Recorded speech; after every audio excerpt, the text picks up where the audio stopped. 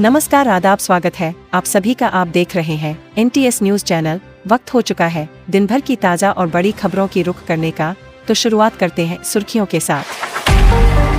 अमित शाह के बयान का एक हिस्सा निकालकर राजनीति करना चाहती है कांग्रेस। आंबेडकर विवाद पर रविशंकर प्रसाद ने घेरा। राहुल गांधी पहुंचे महाराष्ट्र। परभनी हिंसा में मारे गए पीड़ित परिवार से की मुलाकात।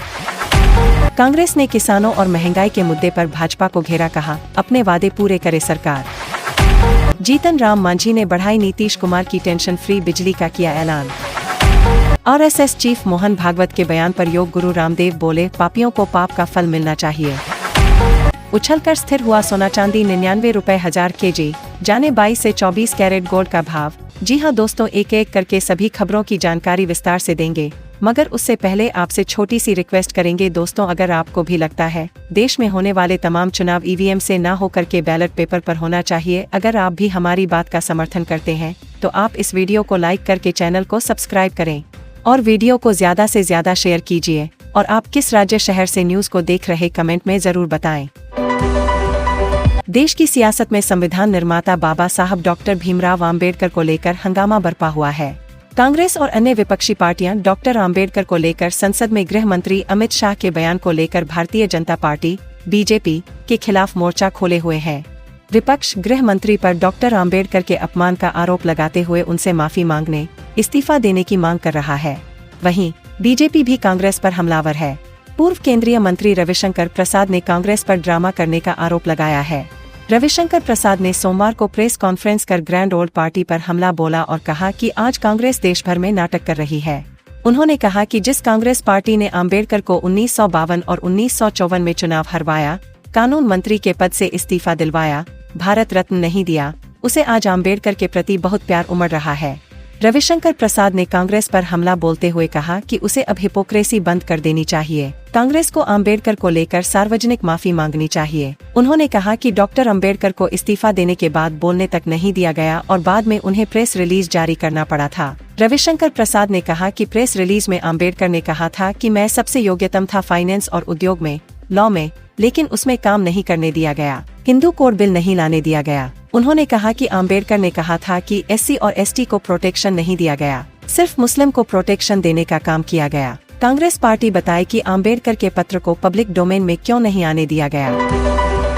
लोकसभा में नेता प्रतिपक्ष राहुल गांधी सोमवार को महाराष्ट्र के परभनी शहर पहुंचे, जहां इस महीने की शुरुआत में हुई हिंसा में 2 लोगों की मौत हुई थी। राहुल गांधी ने मृतकों के परिवारों से मुलाकात की। इस दौरान राहुल गांधी के साथ महाराष्ट्र के कांग्रेस प्रेसिडेंट नाना पटोले भी मौजूद रहे। राहुल गांधी परभनी हिंसा में मारे गए एक शख्स की तस्वीर पर माल्यार्पण किया।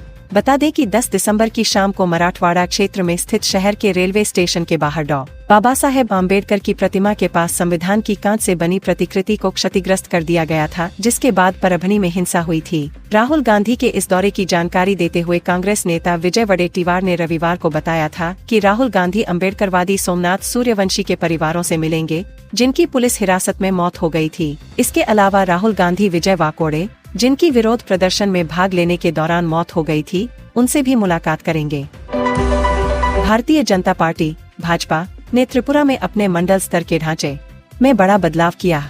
पार्टी ने 90% नए चेहरों को मंडल समितियों का अध्यक्ष बनाया है। पुराने नेताओं की जगह नए चेहरों को जगह दी गई। यह बदलाव 2023 के विधानसभा चुनाव में भाजपा की सीटों में कमी आने के बाद किया गया है। विधानसभा चुनाव में पार्टी की सीटें 36 से घटकर 32 रह गयी। पार्टी के एक नेता सोमवार को यह जानकारी दी। पार्टी के मंडल अध्यक्षों के चयन के लिए पार्टी ने रिटर्निंग ऑफिसर RO समरेंद्र चंद्र देव ने सोमवार को 60 मंडल अध्यक्षों के नाम घोषित की। उन्होंने बताया कि हमने विधानसभा क्षेत्रों के लिए मंडल अध्यक्षों का चयन करते समय यह सुनिश्चित किया कि पार्टी के सभी वर्गों का प्रतिनिधित्व है। पार्टी का विश्वास सबका साथ सबका विकास में है। केंद्र सरकार ने चुनाव के कई नियमों में बदलाव कर दिए हैं। निर्वाचन आयोग EC की सिफारिश के आधार पर केंद्रीय कानून मंत्रालय ने सार्वजनिक निरीक्षण के लिए रखे गए कागजात या दस्तावेजों के प्रकार को प्रतिबंधित करने के लिए चुनाव संचालन नियम 1961 के नियम 93 में संशोधन किया है। इसे लेकर अब विपक्षी दलों ने केंद्र पर हमला बोला। जहां कांग्रेस ने चुनावी प्रक्रिया की अखंडता को लेकर सवाल उठाया है, वहीं लेफ्ट से लेकर आम आदमी पार्टी ने भी केंद्र के इस फैसले को कटघरे में खड़ा कर दिया है। केंद्र सरकार के इस फैसले के बाद मामले में कई सवाल उठने लगे हैं। मसलन आखिर चुनाव आयोग ने किन नियमों को बदला है और अब किन दस्तावेजों को सार्वजनिक निरीक्षण के लिए नहीं रखा जाएगा। इसके अलावा इन नियमों को किस आधार पर बदला गया। कांग्रेस ने सोमवार को केंद्र सरकार को किसान विरोधी और जुमलेबाज करार दिया। कांग्रेस अध्यक्ष मल्लिकार्जुन खड़गे ने मोदी सरकार पर किसान विरोधी नीतियां लागू करने का आरोप लगाए। वहीं कांग्रेस महासचिव जयराम रमेश ने बढ़ती महंगाई के लिए केंद्र सरकार को जिम्मेदार ठहराया। कांग्रेस अध्यक्ष मल्लिकार्जुन खड़गे ने एक्स पर पोस्ट में लिखा कि किसान भारत बनाते हैं, वे देश का गौरव है। किसान दिवस पर सभी किसान बहनों और भाइयों और खेत मजदूरों को हार्दिक शुभकामनाएं। देश के किसानों के लिए लड़ने वाले पूर्व प्रधानमंत्री चौधरी चरण सिंह जी को उनकी जयंती पर सादर श्रद्धांजलि। उन्होंने लिखा कि उम्मीद है कि मोदी सरकार अपनी जिद और किसान विरोधी नीतियों के जरिए हमारे किसानों के साथ और अन्याय नहीं करेगी और अपने पुराने वादों को लागू करेगी। कांग्रेस सांसद कार्ति चिदंबरम ने इन्फोसिस के सह संस्थापक नारायण मूर्ति पर तंज कस। नारायण मूर्ति ने लगातार 70 घंटे के कार्य सप्ताह पर जोर दिया था। उन्होंने कहा कि भारत के विकास के लिए त्याग की आवश्यकता है, विश्राम की नहीं। उनके इस विचार से कांग्रेस सांसद कार्ति चिदंबरम सहमत नहीं है। उन्होंने कहा कि अधिक समय तक काम करना अर्थहीन है।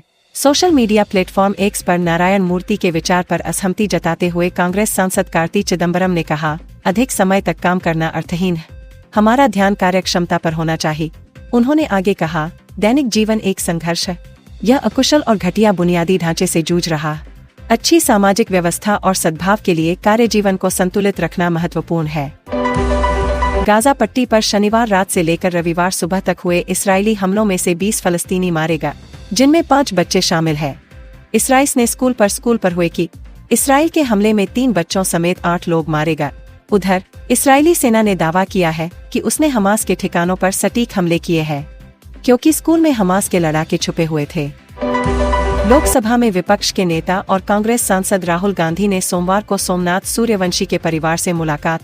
इसके बाद राहुल ने कहा कि सोमनाथ सूर्यवंशी की हत्या इसलिए की गई क्योंकि वह दलित थे और संविधान की रक्षा कर रहे थे। इसके अलावा राहुल विजय वाकोड़े के परिवार से भी मिलेंगे, जिनकी विरोध प्रदर्शन में भाग लेने के दौरान मृत्यु हो गई थी। सोमनाथ सूर्यवंशी की इस महीने की शुरुआत में महाराष्ट्र के परभणी शहर में हुई हिंसा के बाद न्यायिक हिरासत में मृत्यु हो गई थी।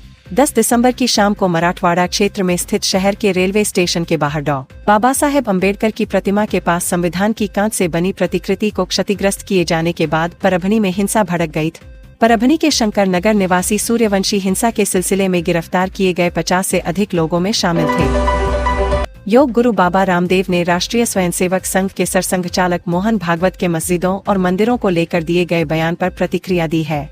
उत्तराखंड स्थित हरिद्वार में गुरुकुल कांगड़ी विश्वविद्यालय में आयोजित स्वामी श्रद्धानंद सरस्वती के 99वें बलिदान दिवस समारोह में शिरकत करने पहुंचे बाबा रामदेव ने कहा कि यह उनका अपना बयान है और कई संत भी इस पर बयान दे रहे हैं, लेकिन उनका मानना है कि सनातन धर्म को नष्ट करने की कोशिश करने वाले आक्रमणकारियों को सबक जरूर सिखाना चाहिए। उन्होंने कहा कि आक्रांताओं ने हमारे धार्मिक स्थानों, मंदिरों, तीर्थ और सनातन धर्म पर आक्रमण किया।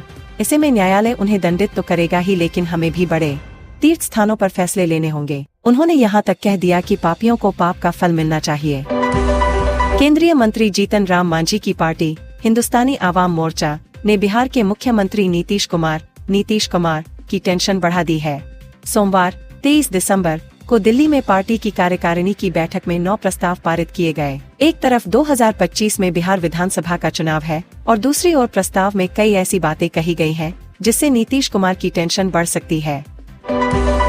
संसद के मकर द्वार के पास धक्का मुक्की को लेकर बड़ी खबर सामने आई है। दिल्ली पुलिस अब इस मामले में अपनी जांच को आगे बढ़ाते हुए संसद परिसर की सीसीटीवी फुटेज इकट्ठा करेगी। सूत्रों के मुताबिक दिल्ली पुलिस ने लोकसभा स्पीकर ओम बिरला से इसको लेकर इजाजत मांगी है। दिल्ली पुलिस घटनास्थल पर सीन भी रिक्रिएट कर सकती है। इसके अलावा जांच में शामिल होने के लिए राहुल गांधी को पुलिस नोटिस भेजने की तैयारी कर रही है। बताया जा रहा है कि पुलिस घायल सांसदों का बयान लेने और फुटेज मिलने के बाद घटनास्थल पर जाकर सीन रिक्रिएट कर सकती है। अमेरिकी राष्ट्रपति चुनाव जीतने के बाद से डोनाल्ड ट्रंप सुर्खियों में बने हुए हैं। अमेरिका के 47वें राष्ट्रपति के तौर पर शपथ लेने के पहले ही डोनाल्ड ट्रंप ने अपनी कैबिनेट के सदस्यों का चुनाव कर लिया है। उनके कैबिनेट में दुनिया के सबसे अमीर व्यक्ति और डोनाल्ड ट्रंप के सबसे बड़े समर्थक एलन मस्क भी शामिल हुए हैं। ऐसे में कहा जाने लगा कि अमेरिका की नई सरकार में असली पावर एलन मस्क के हाथों में होगी, जिस पर डोनाल्ड ट्रंप ने प्रतिक्रिया दी है। एरिजोना में एक फेस्ट के दौरान राष्ट्रपति डोनाल्ड ट्रंप ने कहा, एलन मस्क एक बेहद होनहार और मेहनती व्यक्ति है, लेकिन अमेरिका की नई सरकार में उनके पास असली पावर नहीं होगी। ट्रंप ने अगले चुनाव में मस्क के अमेरिकी राष्ट्रपति बनने की संभावनाओं पर कहा, मस्क अमेरिका के राष्ट्रपति भी नहीं बनेंगे क्योंकि उनके पास राष्ट्रपति बनने का संवैधानिक अधिकार नहीं है, क्योंकि मस्क अमेरिका में पैदा नहीं हुए हैं। लगन का सीजन खत्म हो चुका है, वहीं खरमास चल रहा है। इस दौरान लोग शुभ कार्य नहीं करते हैं। सोने चांदी की मांग पर भी इसका असर दिख रहा है। अगर आप सोने व चांदी के गहने बनाने का प्लान कर रहे हैं तो एक बार यहाँ रेट जरूर चेक कर लें। झारखंड की राजधानी रांची के सर्राफा बाजार में आज 22 कैरेट प्रति 10 ग्राम सोने की कीमत 72,800 रुपए और 24 कैरेट प्रति 10 ग्राम सोने का भाव 76,440 रुपए दर्ज किया गया है। वहीं चांदी प्रति किलो 99,000 रुपए के भाव से बेची जाएगी। फिलहाल आप सभी का इन खबरों पर क्या राय है, हमें कमेंट सेक्शन में टाइप करके जरूर बताएं। फिर मिलते हैं अगली बड़ी खबर के साथ। तब तक के लिए जय हिंद।